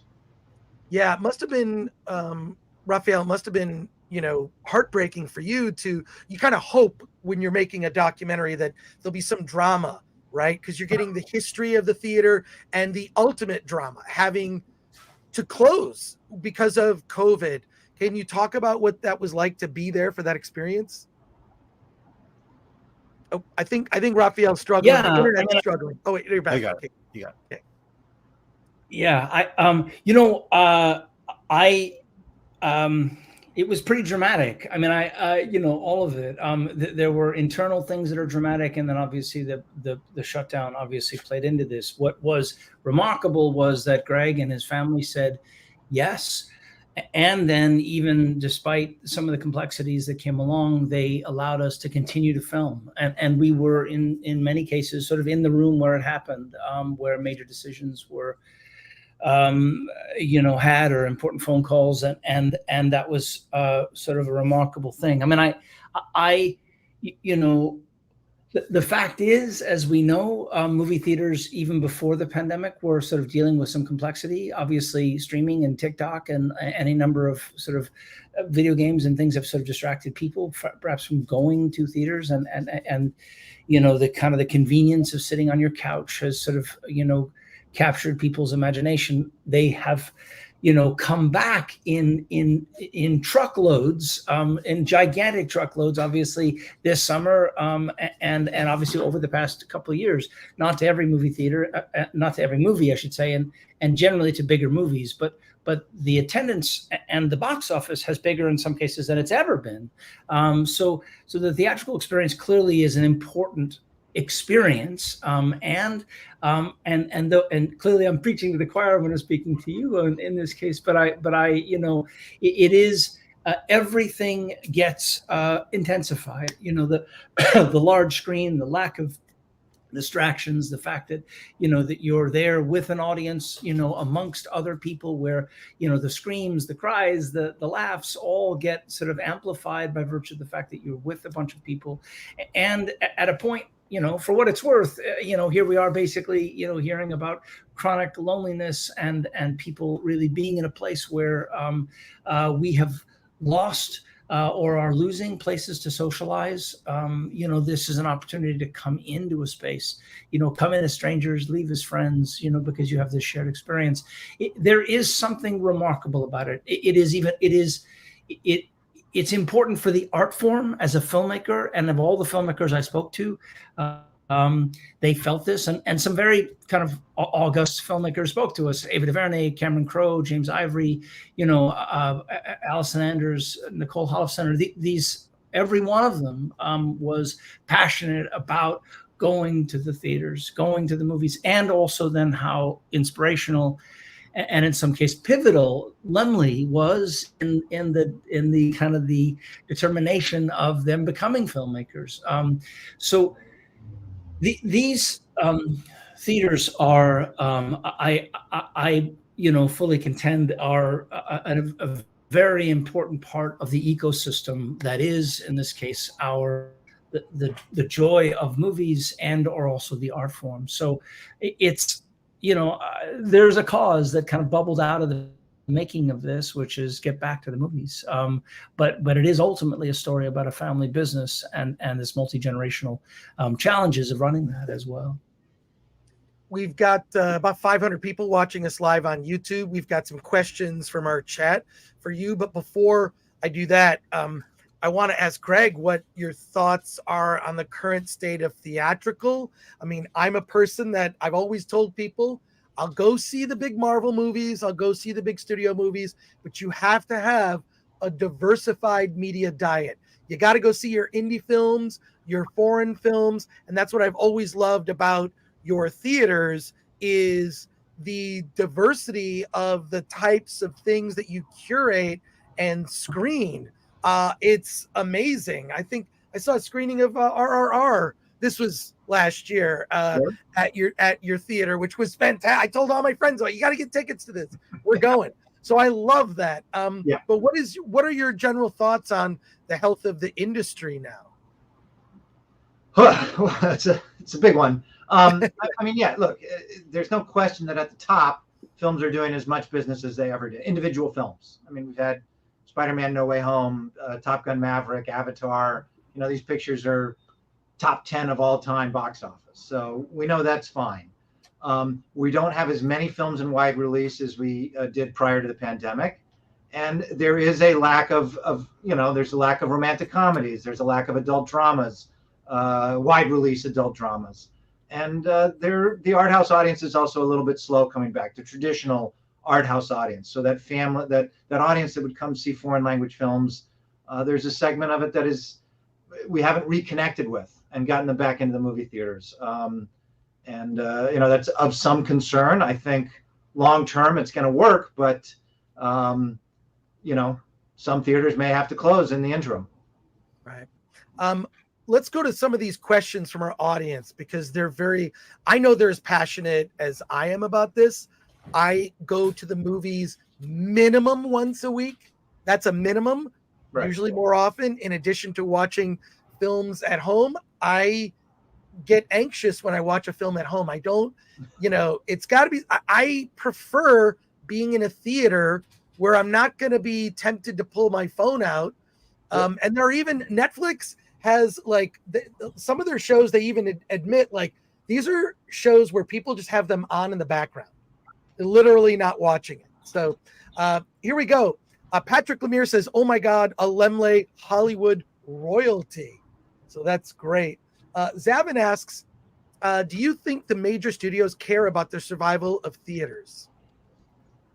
Oh, absolutely. I mean, look, the studios prior to the pandemic were talking about collapsing the windows, and there were voices within the studios that said that that they could do this, that it would they'd save marketing dollars by having everything go all at once, that the theatrical revenue would not be impacted, and that or that it would increase the streaming revenue, we went through an experiment. I mean, obviously in 2000, but even in 2021, 2020 and 21, when films were in theaters, largely we were reopened for the second 3/4 of the year. But they did not do as well as they did theatrically. So there was a lot of lost revenue there. There was increased piracy. And in fact, the streaming revenues were not as great. And now they're basically saying, we need the theatrical window. So I think the studios do care about theatrical surviving. but we're they're big ships. They take time to turn around. So moving production dollars from supporting your streaming service to supporting theatrical is going to take time. And now we're going to have a further delay with the strike, of course, which will get resolved, I hope. Right. Matthew Hammond asks for $4.99. How do you attract younger audiences to the movie theater experience that grew up on tablets? Do theaters have any sway in the types of movies made?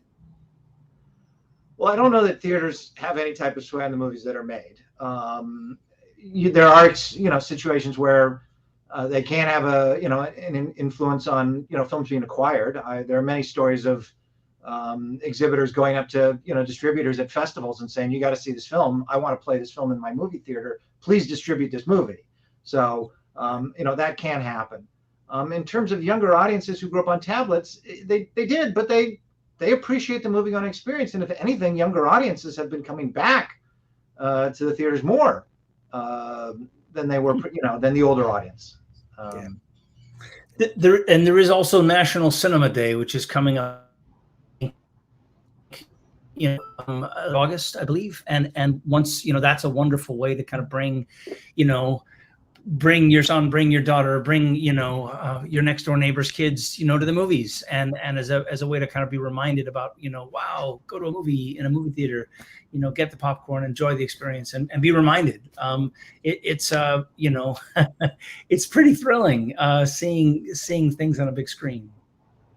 And National Cinema Day or a Tuesday for me. It's the regular day, Yeah. And I do like those programs like Tuesday, or some theater chains have it's a cheap day on a particular. I love. We have $7 Tuesday, and we haven't been promoting it super actively, but it is out there. So when I hear people saying that movie tickets are too expensive, in many cases movie theaters are too expensive, but it's still probably the cheapest form of out of the house entertainment that you can get. And if you're searching for, if you don't need to go on Friday or Saturday night or be there, the first night of a movie, you're going to find a cheap ticket. Yeah. Can I ask you a question? Go ahead, Alan. The Laemmle, they show a lot of indie films. Do you have a piece of advice for indie filmmakers who are lucky to get into your theater in terms of how to promote their films and build an audience to bring to the theater?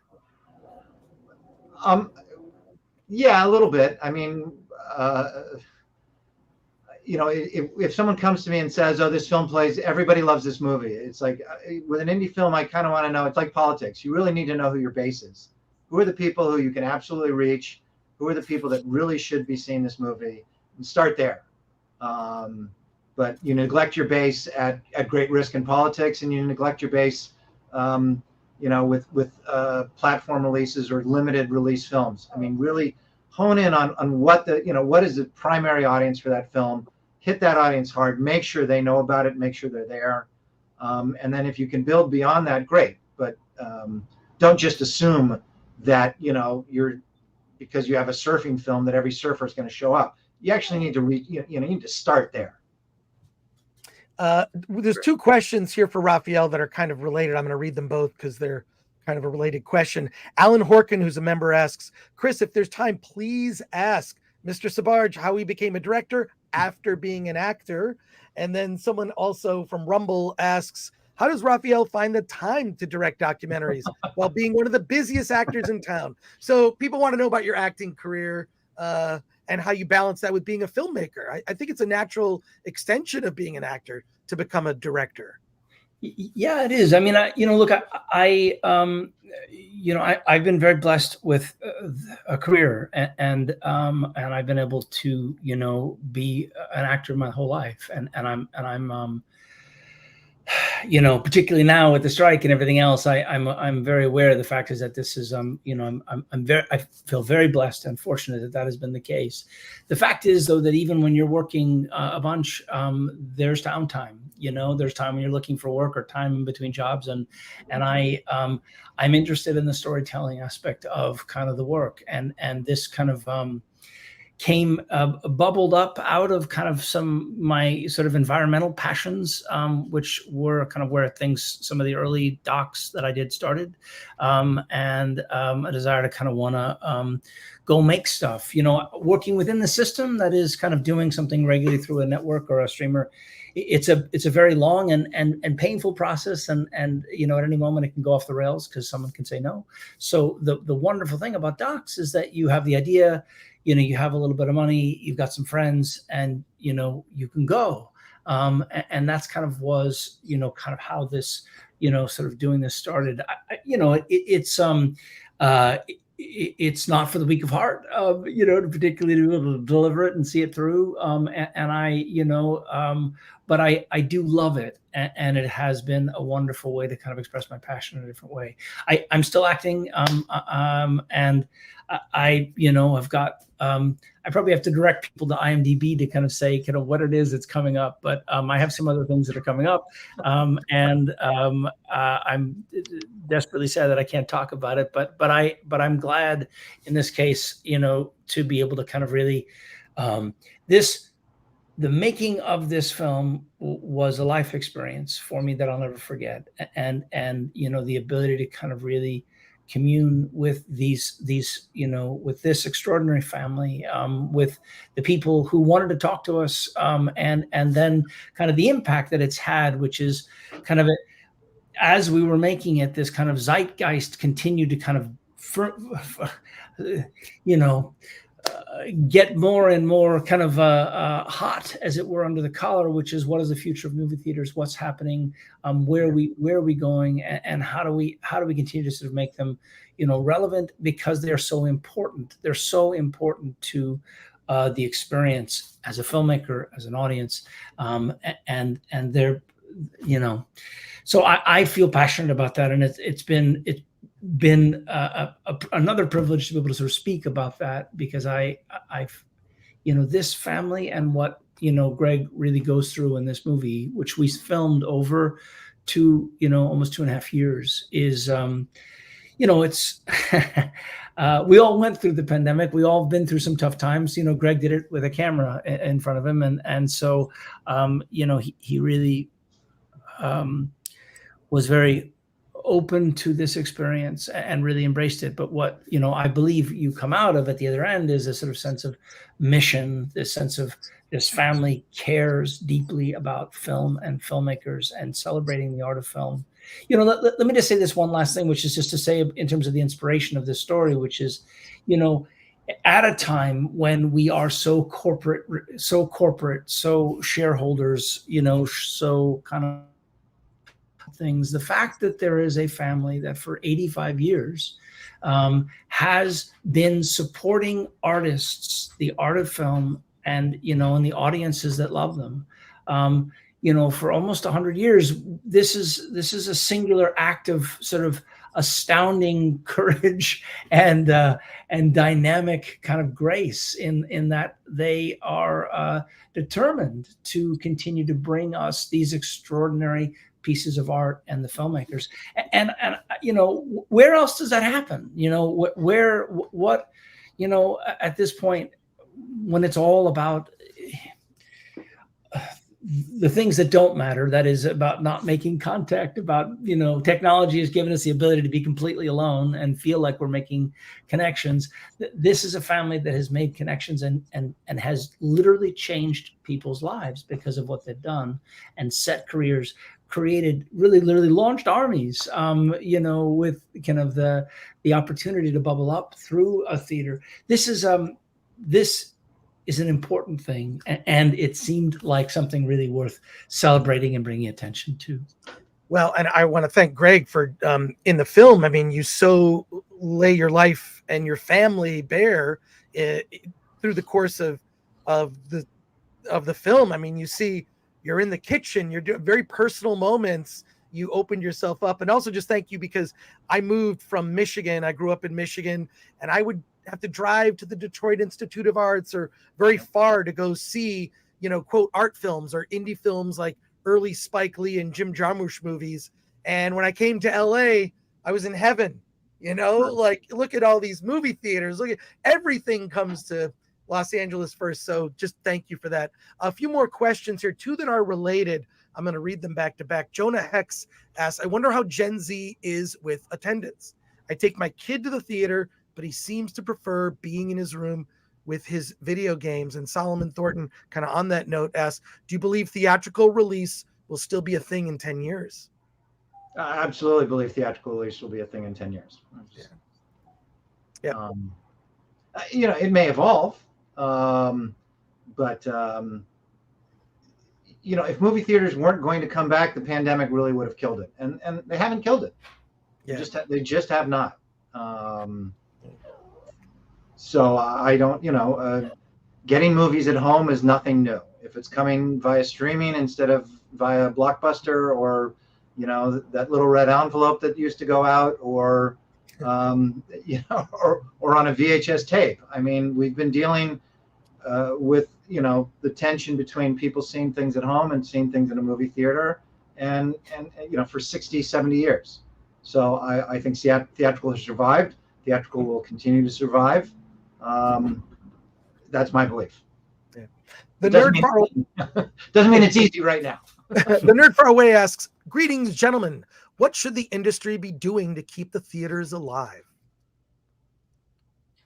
Well, more movies, more wide releases would be great. Just not a ton, but a few more, and a more diverse. You went months between Puss in Boots, The Last Wish, to Mario, without a single kids family film in release, or almost a single family film in release. And they're both huge hits. So there's an audience that wants to see things, and we just need to keep them, more frequent, because it's the kind of activity that is best enjoyed repetitively. So I think we need that diverse, full array of films. We need those adult dramas, not just in November and December for the Academy. We need them year round. I was surprised at the success of Oppenheimer. Just why would you release? It's an Oscars movie. It's a drama. Why are they dumping it in the middle of the summer? Turned out to be the smartest move ever. Really smart. So more questions here. Just a few more before we wrap up. From Rumble, ADellis24. Was there ever a temptation for the Laemmle family to expand their theaters beyond the LA area up to San Francisco or out east to New York City? We considered it. And in many cases, we didn't pursue it because we, had respect for the exhibitors that were operating in those communities. We're kind of like this little family, and if Mel Novikoff is running the theaters in San Francisco, or the Pettis family is running the theaters in Washington, D.C., that's, you support your local exhibitor. Also, look, we just had this vision that movie theaters, and this goes back to my grandfather, that art films could play in more than just the boho neighborhoods, that people in the suburbs would enjoy art films. And Los Angeles has expanded and grown in ways where there was just a natural need to expand in Los Angeles. And if we were going to prioritize where we were adding new theaters, we wanted to prioritize being in Los Angeles. Right. Well, one final comment. I think it's a great thing to end on here, and I have a question for you. Davina Duckworth says, looking forward to seeing only in theaters. And so how can people see the film? Yeah, it is available now on DVD, but it's also through Kino Lorber, but it is also now on Amazon, so you can rent it there. And it is also on various other streamers like Apple, etc. It is, you can go to our website, onlyintheaters.com, and you can find a lot of information. We were critically a critical success over the course of this past year, playing the 80 theaters that we did, opening in New York and Los Angeles and San Francisco and Boston. And if you like the film, I encourage people to kind of go on Rotten Tomatoes and or wherever and let us know what you think. It helps us. Find somewhere on JetBlue. You can catch it there as well. Wait, it's playing on JetBlue. Oh, that's great. That's had great. A lot of fun on JetBlue. Okay, yeah. I found the website. Here we are, now available on Amazon and on demand. There you go, at onlyintheaters.com. So check that out. I got to say, thank you so much, gentlemen, for being on the show. Greg, just have appreciated you for years. Everyone, I don't know if I don't know if we've met, but I know who you are. And I know people, everyone I've talked to who has had interaction with you speaks very highly of you. So thank you very much for what you do. I think it's very important. I think we're seeing maybe the death of shared experiences in some form, and I don't think it's going to go away. I don't think it's going away. I think it's going to evolve. And you're right. You've been competing with television. Okay, television, radio. This did not kill movie theaters. DVD didn't kill movie theaters. Neither did Laserdisc or cable TV. It's just a new thing. And shared experiences cannot be underestimated how important they are. Yeah. I have so many memories of seeing certain movies for the first time. I can tell you what theater, what day I saw it. Really important stuff. So congratulations on the film. And I can't wait to check it out again. So awesome. Thanks so much. Great. Thank you both. We appreciate it. Take care. Talk to you soon. Thank you. Cheers. Take care. That was great. Those guys are amazing. We got a good review on the website too. Oh, absolutely. Got a really good review on the website. It's funny. Our interviews lately, we've gotten actors, we've gotten a producer, we got a writer, and now we got a theater owner. It's covering the bases here. We've been getting some really good interviews. Check out the Film Threat interviews channel. I'm really proud of it. Alan's doing some straight up. He did an interview with the woman who directed a movie called The Pod Generation. Yeah, Sophie Barton. Yeah. But I wanted to talk about, before we wrap up, a couple quick. But before you do that, just want to call out the fact that we have 250 people watching on Rumble right now. Oh, hey, Rumble. Yeah. So, hey, subscribe and hit that thumbs Twitter up. world. Hey, subscribe. But a couple quick things I had promised today. We were going to talk about some other things. We're just going to have to push to next week. I'm really sorry, but the BLO, anyone asking what the BLO is, it's the... I didn't write that one. Okay. I'm going to... Oh my God, Alan. I didn't do that one.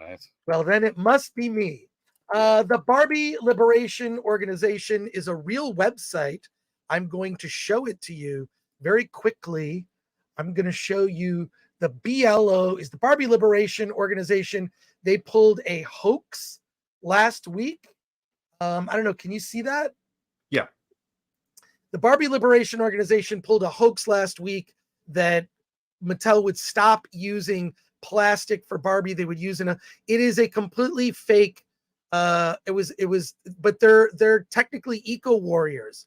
I have only one comment to say about this.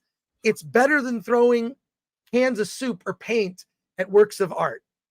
I think this is, if you're going to be an eco warrior, be creative. So I think I'm glad for the people who care about the environment.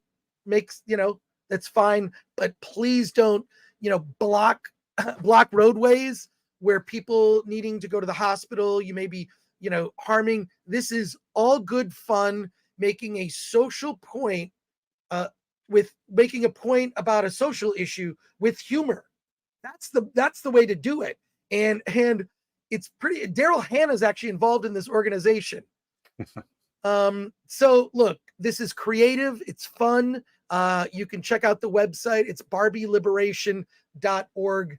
And I just wanted to let you know that it exists. So there you go.